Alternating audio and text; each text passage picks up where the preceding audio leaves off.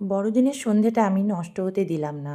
এই দুই ছানাপোনার হাত ধরে সন্ধেবেলা আমরা তিনজনে মিলে চলে এলাম কুমারগঞ্জ মিশনে। সত্যি কথা বলতে অনেক ছোটোবেলায় আমি এই মিশনে এসেছিলাম। তারপরে বড় হয়ে আর আসা হয়নি। প্রতি বছরই গুডলাককে বলতাম এবছর আমরা মিশনে যাব, কিন্তু কোনো না কোনো কারণে হয়তো হয়ে উঠতো না। তো আজকে যাই হোক, এদের দুইয়ের উদ্যোগে আমার এখানে আসা। তো এখানে এসে এখানকার মানে পুরো ডেকোরেশন যা যা ছিল সবটা দেখে আমার মনটা সত্যিই খুব ভালো লাগলো। অনেকে হয়তো এটা ভাবতেই পারে, হ্যাঁ, হিন্দু হয়ে হঠাৎ কেন মিশনে এসেছে, খ্রিস্টানদের তো এটা পরব। তো একটা কথা আমার হঠাৎ মনে হলো, এটা বলতে ইচ্ছে হলো যে শুধুমাত্র আমরা হিন্দু হয়েছি বলে খ্রিস্টান ধর্মকে অবহেলা করব এমনটা নয়। হ্যাঁ, আমি এদের ধর্ম, ওদের কালচার, ওদের সমস্ত কিছু আলাদা, আমাদের ধর্ম, আমাদের কালচার আলাদা।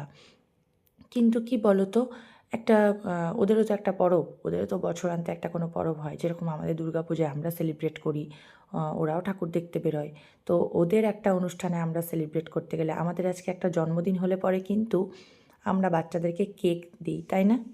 কেক এনে দিই, কেক কাটতে বলি। আগেকার জন্মদিনে কিন্তু পায়েস দিয়েই হতো।